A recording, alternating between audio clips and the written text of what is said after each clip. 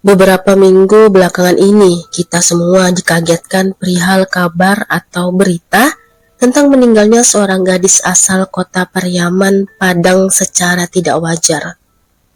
Gadis itu baru saja menamatkan sekolah menengah atasnya.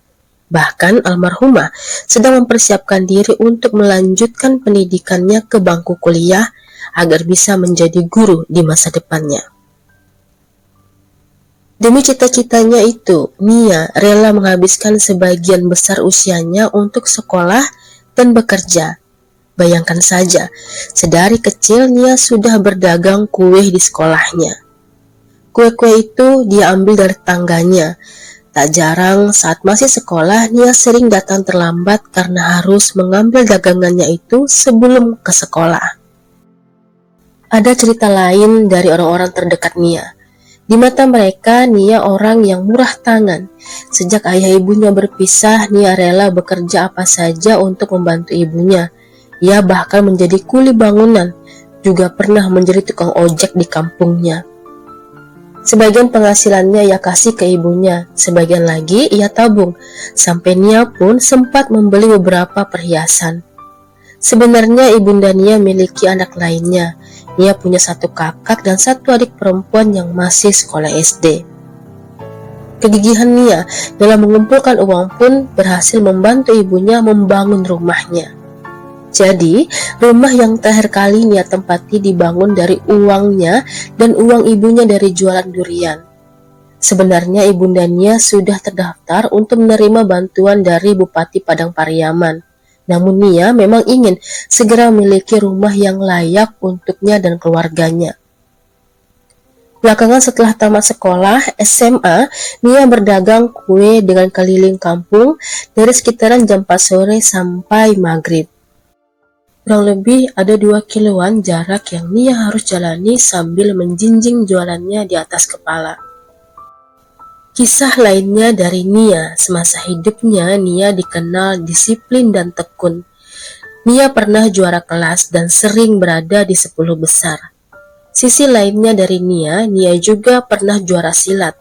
Dan karena itulah Nia juga pernah menjadi guru silat. Cita-cita mulia Nia untuk membahagiakan ibunya dan mengangkat derajat keluarganya dengan segala ketekunannya. Nia sebenarnya mendapatkan beasiswa untuk kuliahnya, namun karena harus keluar kota, Nia pun menolaknya. Nia tak sanggup jika harus jauh dari ibunya. Namun, semua ketekunan Nia untuk mengejar cita-citanya harus sirna begitu saja setelah musibah yang menyayat hati bukan cuma bagi keluarganya saja. Bahkan kita sampai bisa meneteskan air mata untuknya meskipun kita tidak pernah bertemu dan mengenalnya. Saya pengen kuliah, Pak. Pengen kuliah. Lebih tidak ada.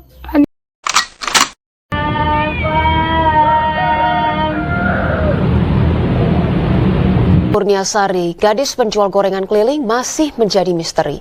Keluarga menyebut korban sehari-hari berjualan kuliah demi menghidupi keluarga dan menabung untuk biaya kuliah.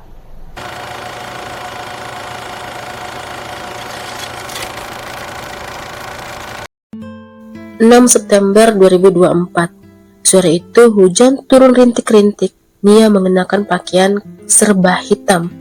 Nia pamit ke ibunya untuk berkeliling jualan kue. Saat itu Nia sempat cerita jika dirinya sedang kurang sehat, sedikit demam dan pusing-pusing. Setapak demi setapak Nia berjalan keliling kampung hingga keluar sampai ke jalan aspal hitam menuju arah SPBU yang ada di sana. Nia memang sudah punya banyak langganan, bahkan kadang-kadang orang di sana menunggu kedatangan Nia. Sore harinya sekitaran jam 5 Nia melewati 4 orang pemuda, memanggil Nia. Nia saat itu datang sambil menawarkan sisa dagangannya. Selepas itu Nia pergi ke arah jalan pasar Gelombang. Namun tanpa disadari Nia, salah satu dari 4 pemuda yang tadi sedang mengikuti dirinya. Pemuda itu bernama Indra, seorang residivis. Jadi setelah Nia pergi, Indra pamit pulang. Teman-temannya menyangka jika Indra memang pulang. Namun tanpa sepengetahuan teman-temannya, Indra pamit untuk mengikuti Nia, di mana ternyata sudah lama Indra naksir dengan Nia ini. Sudah lama juga Indra berkeinginan buruk terhadap Nia, dan hari itulah hasrat keji itu benar-benar ia lakukan. Kala itu sudah senja menjelang maghrib.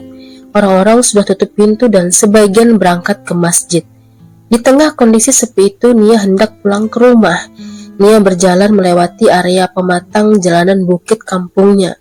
Saat itulah Indra yang sudah menyiapkan tali rapia di celananya menyerang Nia dari belakang dan membekap mulut Nia dengan plastik.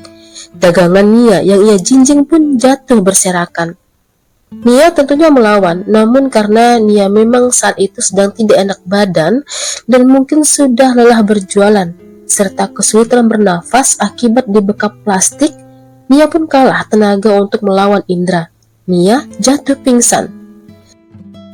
Saat itulah tubuh Nia diseret dengan tangannya yang diikat dengan tali rapia, sejauh lebih 300 meter ke arah perbukitan. Akibatnya satu persatu pakaian Nia lepas, hingga Indra berhenti dan akhirnya merudah paksa Nia. Setelah puas, Indra lantas sadar jika Nia sudah meninggal. Indra kemudian pergi meminjam cangkul ke temannya, kemudian balik dan mengubur Nia. Indra pun lantas pulang begitu saja.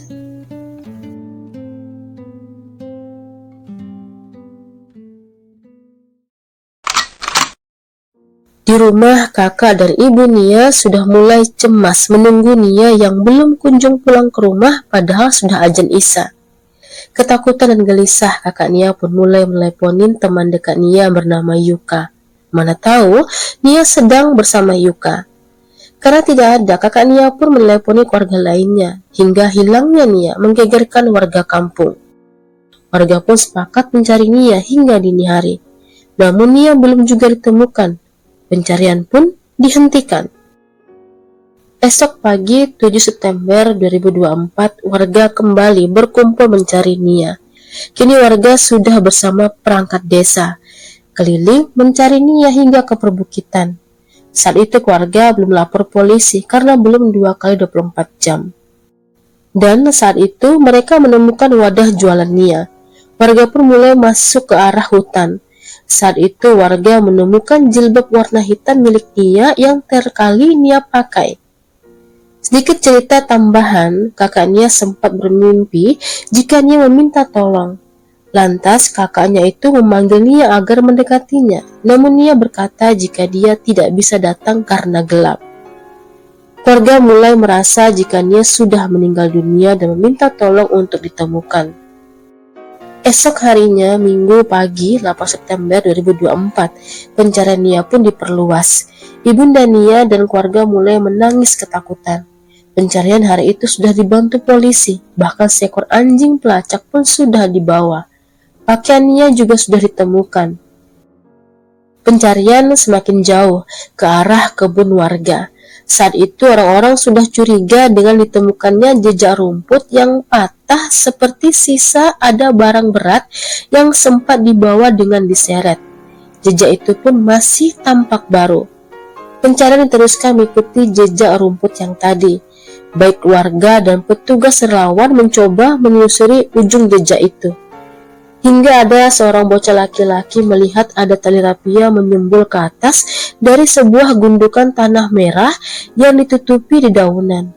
Penasaran, anak laki-laki itu menarik tali itu, dan keluarlah tangan seorang perempuan. Tentunya, warga dan petugas histeris hingga menangis. Mereka yakin jika itu adalah tubuh Nia.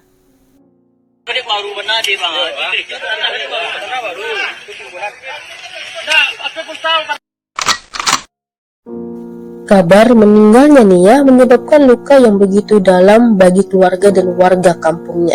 Kabar duka itu lantas menyebar ke seluruh negara ini. Rasa sakit dan duka keluarga ini juga dirasakan semua warga Indonesia. Kabar musibah ini menyita perhatian bangsa ini. Sementara itu ternyata pelaku penghilangan nyawa Nia tak sulit untuk diidentifikasi. Setelah sebelumnya Ternyata Indra cerita ke salah satu temannya jika ialah si penghilang nyawa Nia. Saat itu teman Indra mengira jika Indra tidak serius. Setelah jasad Nia ditemukan, Indra pun dicari warga, begitu mendapatkan info jika ialah pelakunya. Berhari-hari Indra dicari, hingga ada seorang ibu-ibu meyakini jika Indra terlihat masuk ke rumah kosong milik salah satu warga. Dan saat dibuka, rumah itu terkunci dari dalam. Amarah warga begitu besar, rasa sakit hati yang teramat dalam atas kehilangan Nia membuat warga nekat menerobos masuk. Mendengar suara amukan warga, Indra naik ke atas pelapon rumah hingga akhirnya tertangkap. Sedikit tambahan tentang si pelaku Indra. Ibu Indra sudah meninggal sejak Indra kecil. Indra dirawat bibinya. Ayahnya supir lintas, tumbuh tanpa pengawasan dan masuk ke pergaulan bebas hingga narkoba. Indra sempat ditahan atas kasus pelecehan. Setelah bebas, keluarga tak ada yang mau peduli dengan dirinya. Hanya bibinya sajalah yang peduli. Saat itu Indra sudah berjanji untuk tobat. Kini Indra sedang menunggu persidangan. Keluarga dan warga menuntut Indra untuk dihukum mati.